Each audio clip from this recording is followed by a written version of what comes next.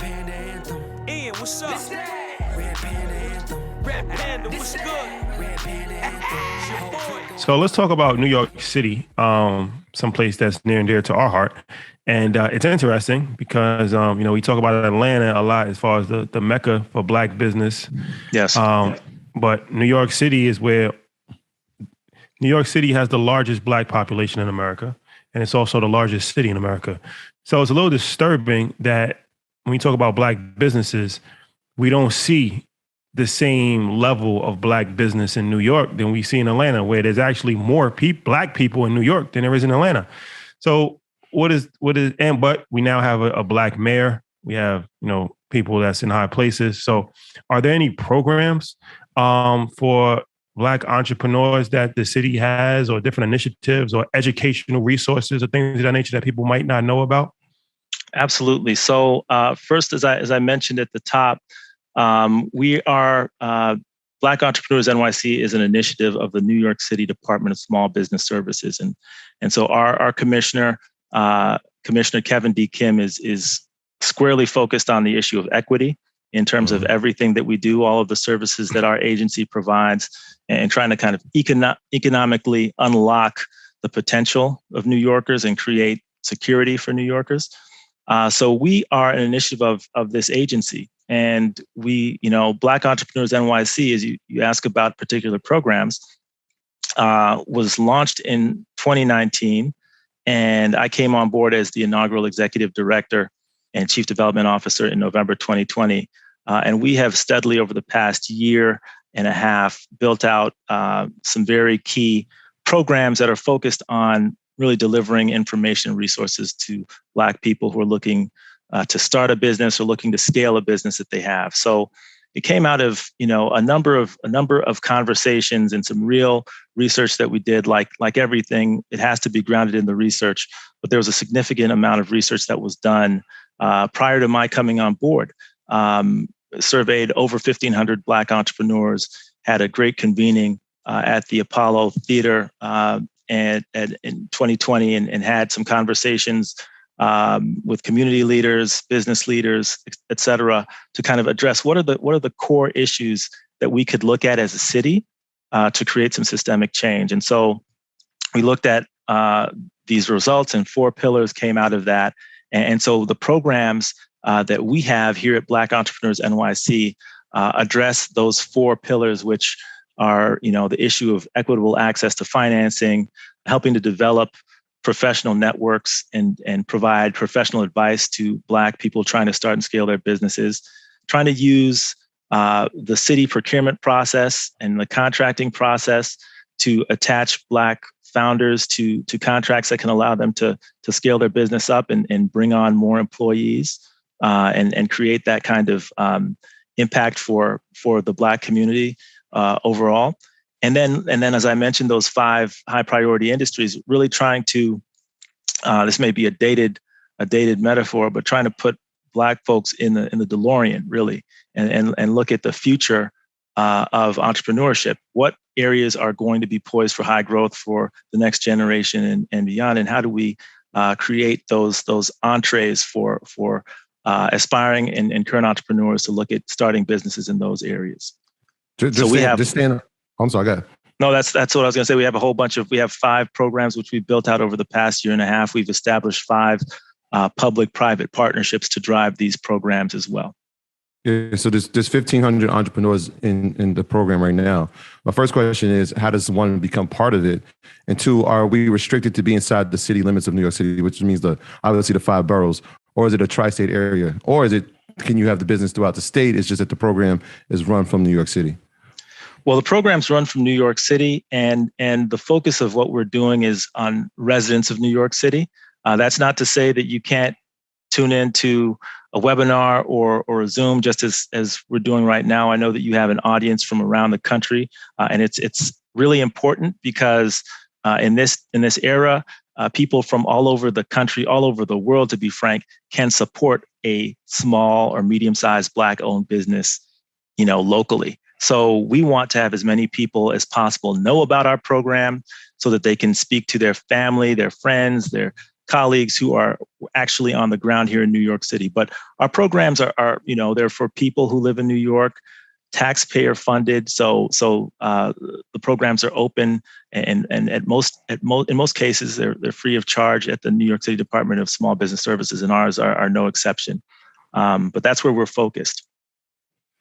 What advice would you give entrepreneurs on maybe 3 things to do to scale their business? And in addition to that, what are maybe 3 or 4 books that has had an incredible impact on your career as an entrepreneur?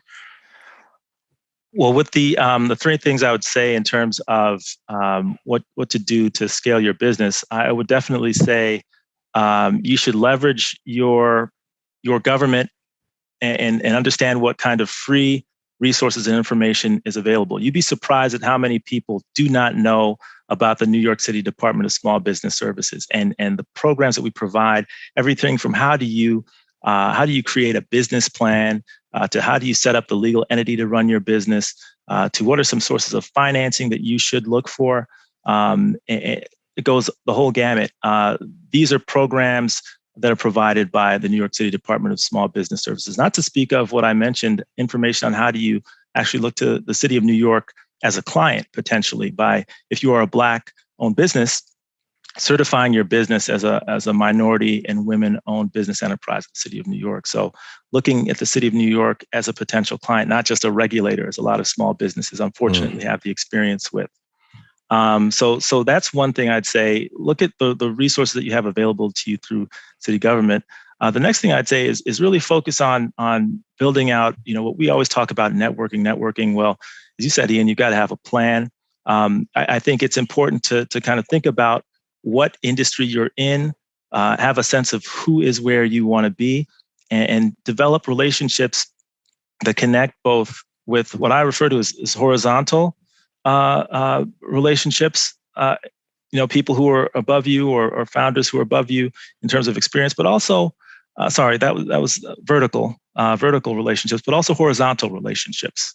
And that's to say, if you are in a specific space, if you are potentially looking to build out a retail business, if you are trying to build out a fintech business, network with other people, your peers who are trying to do the same thing. Iron sharpens iron. And so you can find ways to work with each other and to build with each other. I think a big part of what we're trying to do is dispel the notion that entrepreneurship is an enterprise for individual lone wolves who just kind of out hustle and take down everyone around them. It's particularly in our community, it's important for us to appreciate how that particular ideology has been to the detriment of our community, because a lot of individuals have either seen the way out of the community as success, and they have done whatever it takes to, in some cases, victimizing members of our own community to get that success, to get out of the community. And then you have people with a tremendous amount of resources who are no longer present. And that is not a win to me. And so we're trying to kind of dispel that notion of the lone wolf entrepreneur, and also what a entrepreneur who's successful or potentially successful investment looks like. And in many cases, we have been excluded from that picture. And so I say we, I'm saying that broadly. I'm not even speaking of the we that includes our sisters, Black women, who receive less than 0.02% of venture funding and who happen to be the highest growing demographic of entrepreneurship in the country. So we try to tell people to build out those networks. That's important. And then really trying to focus your imagination on the future of business ownership. There are so many people who are thinking about creating the next sneaker brand or a clothing line. And, while those areas definitely are always ready for innovation, we're looking at an economy that's going in another direction. And in many cases, those who are entrepreneurial should start thinking about what those opportunities are in some of these high growth sectors. So those are 3 pieces of advice. In terms of the books, Ian, I would just say one book, and I tell this story all the time. I grew up on the south side of Chicago, and literally room with my younger brother and my younger sister, my older brother. My brother and I shared a room. And we had, some of the typical things on our wall growing up. We had, that poster of MJ on the wall. Mm-hmm. We had the posters of some of our best, favorite baseball players and what have you.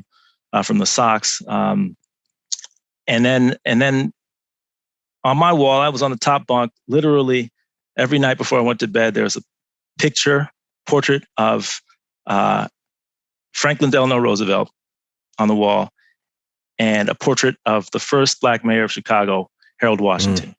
Yeah. And Harold's a legend. Legendary, right? Yeah. I could talk to you for hours about what he did in Chicago, what Maynard Jackson did in Atlanta, what I'm hoping we will see, and I know that has been articulated from Mayor Adams in terms of what he wants to do to create equity for businesses here in New York City. But on the bookshelf, we had a copy of Why Should White Guys Have All the Fun? Oh, that's a great book. Reginald Lewis. And so these are some of those guiding forces that, for me, created a sense of what was possible and what we needed to do to be able to really achieve what manifest what we are here to manifest for ourselves, but also for our community. And I think when one of us win, it doesn't automatically mean that we all win. I think that if the one of us who does win is thinking about the rest of us and bringing the rest of us along, then we all win. Yeah. And I don't know if I have some time to tell you about a specific initiative or innovation that we wanted to integrate. And this is actually something that everybody, no matter where you are in the country, can kind of log on and check this out. But we have an initiative called the Shop Your City BNYC Marketing Campaign. And what does it entail, and why do we do it? It's the idea of really driving some support to Black-owned businesses. Concrete support is something which, when I started in November 2020, I asked around my new colleagues, so do we have a list of Black-owned businesses in New York City?